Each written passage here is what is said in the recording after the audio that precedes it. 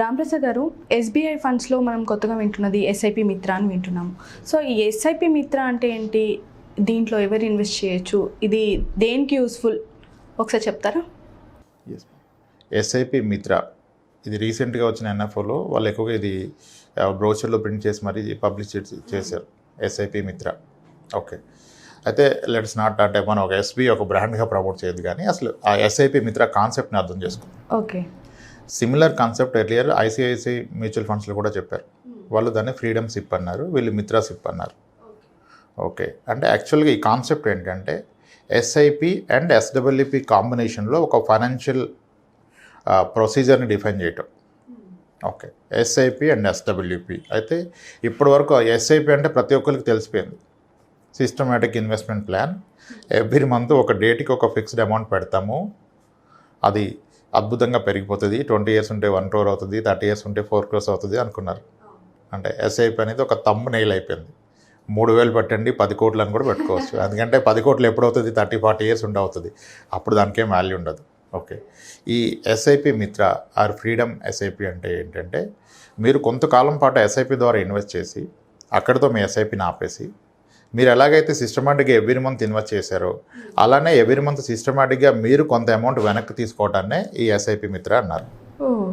ఎంత సిస్టమేటిక్గా అయితే మీరు మంత్లీ ఒక అమౌంట్ లెటర్స్ 10,000 ఇన్వెస్ట్ చేస్తూ పోతే మీరు సర్టన్ పీరియడ్ తర్వాత ఎస్ఐపిని ఆపి ఎవ్రీ మంత్ అలానే సిస్టమేటిక్గా అమౌంట్ వెనక్కి తీసుకోవటమే ఈ మిత్ర ఆర్ ఫ్రీడమ్. ఓకే, అంటే ఎలా ఉంటుంది 10 years ఇవి? ఎస్బీఐ వాళ్ళు ఇప్పుడు వీళ్ళు పబ్లిష్ చేసింది ఏంటంటే మీరు 8 years పాటు కనుక ఒక ఎస్ఐపి ఒక అమౌంట్ ఎక్స్ అమౌంట్ చేస్తే 8 years తర్వాత మీకు ఎవ్రీ మంత్ ఆ ఎక్స్ అమౌంట్ మీరు ఎస్డబ్ల్యూపి ద్వారా తీసుకోవచ్చు. అంటే ఎంత ఇన్వెస్ట్ చేస్తే అంత అమౌంట్ 8 years చేస్తే.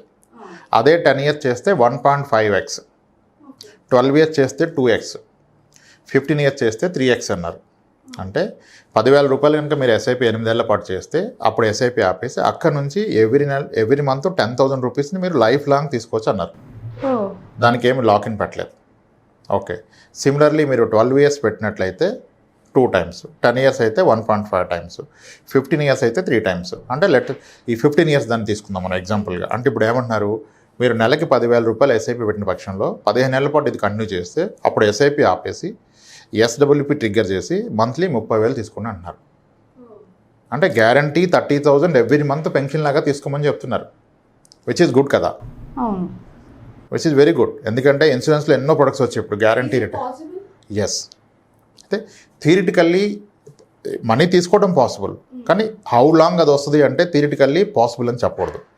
కానీ looking at the past returns, okay, అది లైఫ్ లాంగ్ కాదు, జనరేషన్స్కి వచ్చేస్తుంది, ఎన్ని జనరేషన్స్కైనా వచ్చేస్తాయి. ఓకే, అయితే ఇది ఎలా పాసిబుల్ అంటే ఇప్పుడు టిపికల్గా మ్యూచువల్ ఫండ్స్ ఎస్ఐపి అంటే అందరు ఇప్పుడు 14-15 ఎస్ఐపి క్యాలిక్యులేటర్లు ఎంతెంతో పెట్టి క్యాలిక్యులేట్ చేస్తున్నారు. అవన్నీ వదిలేద్దాం, వెరీ కన్జర్వేటివ్ క్యాలిక్యులేషన్ చేద్దాం. ఒక వ్యక్తి నెలకి 10,000 రూపాయలు ఎస్ఐపి చేస్తున్నారు, 10,000 per month ఎస్ఐపి చేస్తున్నారు. ఓకే, సో ఇతను 15 ఏళ్ల పాటు చేశారు. Okay, 10,000 SIP for 15 years period చేసి అది కనుక ఒక 12% రిటర్న్ ఇస్తాయి. 12% is a conservative return in the diversified equity fund. It's an equity fund, something like flexi cap, multi cap fund అనుకోండి. 12% తీసుకోవచ్చు, ఎందుకంటే మనకి లార్జ్ క్యాప్ ఫండ్స్ కూడా 11% ఇచ్చాయి 15 years average return. So multi cap డెఫినెట్గా 12 ఇచ్చే అవకాశం మాత్రం ఉంది. Okay, in case 10,000 rupees per month ఎస్ఐపిని 15 years పాటు కనుక మీరు పెట్టగలిగినట్లయితే దాని వాల్యూ అట్ 15% గ్రో అయితే ఇంచుమించుగా 49.5 lakhs అవుతుంది. అంటే అరౌండ్ రౌండ్ ఫిగర్ 50 lakhs అనుకోండి. ఇప్పుడు ఏంటి, ఆ రోజు మీరు ఎస్ఐపి ఆపేశారు. ఎస్ఐపి ఆపేస్తే మీ మ్యూచువల్ ఫండ్ అకౌంట్లో 50 లక్షల రూపాయలు జమ కూడింది. మీరు రిడెంప్షన్ కొడితే 50 లక్షలు మీ అకౌంట్కి వస్తాయి. ఇప్పుడు వీళ్ళు చెప్తున్న కాన్సెప్ట్ ఏంటి, అప్పుడు మీరు ఆ అమౌంట్ తీసుకోవద్దు, దాన్ని అలాగే ఉంచి దాని నుంచి నెలకి 30,000 రూపాయలు ఎస్డబ్ల్యూపి ట్రిగ్గర్ చేయండి అంటున్నాడు. ఎస్డబ్ల్యూపి అంటే systematic withdrawal plan. Systematic withdrawal అంటే మనం ఎవ్రీ మంత్ వెళ్ళి విత్డ్రా చేయకుండా ఫస్ట్ ఆఫ్ ఆల్ మ్యూచువల్ ఫండ్ని మీరు ఎప్పుడైనా ఎంతైనా విత్డ్రా చేసుకోవచ్చు. అలా మీరు చేయకుండా సిస్టమేటిక్ ఒక రిక్వెస్ట్ ఇవ్వండి, ఎవ్రీ మంత్ 30,000 ఇవ్వండి నాకు ఎవ్రీ మంత్ ఫస్ట్ కానీ. సో దట్ ఎవ్రీ మంత్ ఫస్ట్కి 30,000 ఇస్తాడు. 30,000 ఎలా ఇస్తాడు, అక్కడ యూనిట్స్లో 30,000 వర్త్ యూనిట్స్ అమ్మిస్తాడు. ఇక్కడ ఫస్ట్ ప్రికాషన్ ఏంటంటే మీరు ఎస్ఐపి చేస్తున్న టైంలో మీరు పెట్టేది ప్యూర్ ఈక్విటీ ఫండ్. ఎస్ఐపికి ఎప్పుడు most volatile most aggressive pure equity ఫండే కరెక్ట్. ఎప్పుడు మీరు 15 years ఉంటాయి. మార్కెట్ వాలటైల్ ఉండి అప్ అండ్ డౌన్ ఉంటేనే మీకు ఎస్ఐపిలో 12-13% వస్తాయి. మార్కెట్లో ఎటువంటి బ్యాడ్ ఈవెంట్ జరగకుండా, డౌన్ఫాల్ లేకుండా కన్సిస్టెంట్గా ఎలా వెళ్ళిందంటే మీకు 10% రిటర్న్ రాదు ఈక్విటీలో. ఈక్విటీలో ఎస్ఐపి ద్వారా ఎందుకు ఎక్కువ రిటర్న్ వస్తుందంటే మార్కెట్ వాలటైలిటీ వలన వస్తుంది. సో మీరు 15 years పాటు ఉన్నప్పుడు diversified equity fund something like flexi క్యాప్లో ఉన్నప్పుడు 12% వస్తుంది. కానీ మీకు 50 లక్షల రూపాయలు వచ్చాక మీరు డైవర్సిఫైడ్ ఈక్విటీ ఫండ్లో అప్పుడు అది లంసం అయిపోయింది కదా, ఉంటే మాత్రం మీకు వాలటైలిటీ ఎక్కువ ఉంటుంది. మార్కెట్ 20% పడిపోతే 50 లక్షల్లో 20% వెళ్ళిపోతుంది, 10 lakhs. కాబట్టి అప్పుడు ఏం చేయాలంటే, ఇప్పుడు అందుకే వాడేమంటాడంటే ఎస్బీఐలో మీరు first source fund, target fund అంటాడు. అంటే ఎస్ఐపి కొన్ని ఫండ్స్ రికమెండ్ చేశారు వాళ్ళ దాంట్లో, అలాగే ఎస్డబ్ల్యూపీకి ఒక ఫండ్ రికమెండ్ చేశారు. సో టిపికల్గా ఏంటంటే మోస్ట్ ఐడియల్ సొల్యూషన్ మీరు ఏ ఎయిమ్స్ అయినా పెట్టుకోండి, ఎస్బీఐ ఐసిఐసి అవసరం లేదు. These 2 are very good fund houses. But అవే అని కాదు, మీరు కెనరా ఫండ్ హౌస్ పెట్టుకోవచ్చు, హెచ్డిఎఫ్సి పెట్టుకోవచ్చు, ఏ ఫండ్ హౌస్ అయినా పెట్టుకోవచ్చు. మీకు 50 లక్షలు జమ కూడాక దాన్ని మీరు ఒక హైబ్రిడ్ ఈక్విటీ ఫండ్లోకి మూవ్ చేయండి.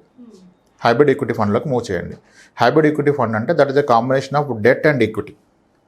డెట్ అండ్ ఈక్విటీ వల్ల మీకు రిస్క్ కాస్త తగ్గుతుంది, రిటర్న్స్ కూడా కాస్త తగ్గుతాయి.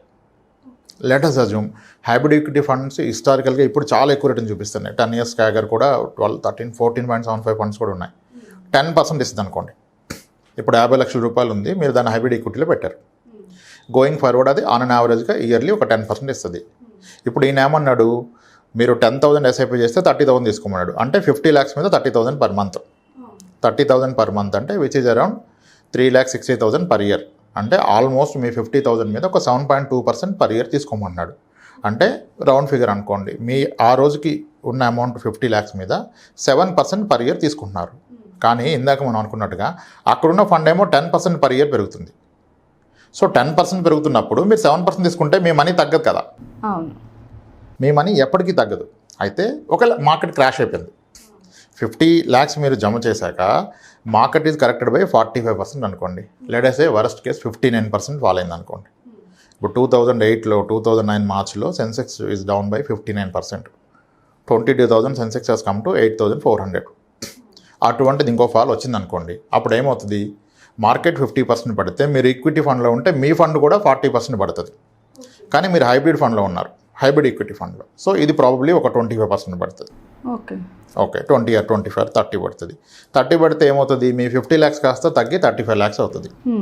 అయినా మీకేం అవసరం లేదు, ఆ మనీతో మీకు పని లేదు. మీకు కావాల్సిన నెలకు 30,000 కదా, మీకు 35 lakhs నెలకు 30,000 తీసుకోవచ్చు కదా రిడెంప్షన్ చేసి. అయితే అంత మార్కెట్ పడితే మార్కెట్ అక్కడ ఉంటుందా? 2009 మార్చ్లో ఫాల్ పడితే 2011 కల్లా మళ్ళీ సెన్సెక్స్ వెంట 26,000. సో కాబట్టి మీరు పెన్షనర్ కదా, మీరు మంత్లీ డబ్బులు తీసుకున్నప్పుడు మార్కెట్ పడితే కూడా మీకేం ఇబ్బంది లేదు. మీరు అనుకున్న SWP is like A guaranteed income. Every month మీకు 30,000 వస్తుంది. ప్రాబబ్లీ నెక్స్ట్ 1.5 yearలో 2 yearsలో మళ్ళీ మీ 35 lakhs 50 lakhs అవుతుంది. కానీ మీరు ఒక 10 years కంటిన్యూ అయితే hybrid equity fund on average 10% ఇచ్చేస్తుంది. అది 10 ఇచ్చినప్పుడు మీరు 7 తీసుకుంటే మీ క్యాపిటల్ తగ్గే అవకాశమే లేదు. ఇన్ఫ్యాక్ట్ మీ క్యాపిటల్ కూడా మళ్ళీ 15 yearsకి డబుల్ అయిపోద్ది. సో అంటే ఇట్స్ లైక్, అంటే మీరు పాస్ట్ హిస్టరీ చూసుకొని గత 15 years returns factoring all volatility in market factor చేసుకుంటే కూడాను ఇది క్వైట్ పాసిబుల్. 10,000 రూపాయలు నెలకి ఎస్ఐపి 15 ఏళ్ల పాటు పెడితే అక్కడ నుంచి ఎవ్రీ మంత్ 30,000 లైఫ్ టైం వచ్చేస్తాయి. సో అయితే 10,000 30,000 బాగుంది కదా రైమింగ్ అని పెట్టకూడదు.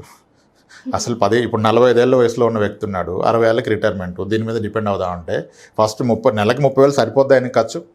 ఆయనకి ఇప్పుడే 30,000 అయితే 60 ఏళ్ళు వచ్చాక 30,000 అవుతుంది కదా, 60,000 అవుతుంది కదా. అప్పుడు ఆయన నిజంగా ఈ కాన్సెప్ట్ వర్కౌట్ చేయాలంటే నెలకి 20,000 ఎస్ఐపి పెట్టాలి. ఇక్కడ ప్రాబ్లం ఏంటంటే రిటర్న్స్ ఎంత అవుతుంది అంటున్నారు, కానీ నాకు ఎంత అవసరం చూడట్లేదు. ఖచ్చితంగా ఆయనకి 60,000 కావాలంటే 20,000 ఎస్ఐపి పెట్టాలి, 15 ఏళ్ళు టైం ఉంటాయి. ఓకే, ఇలా పర్పస్ని ఐడెంటిఫై చేసుకొని as a concept it will work out. కానీ amount may not work out for you. మీరు ఐడెంటిఫై చేసుకోవాలి మీకు ఎంత కావాలో.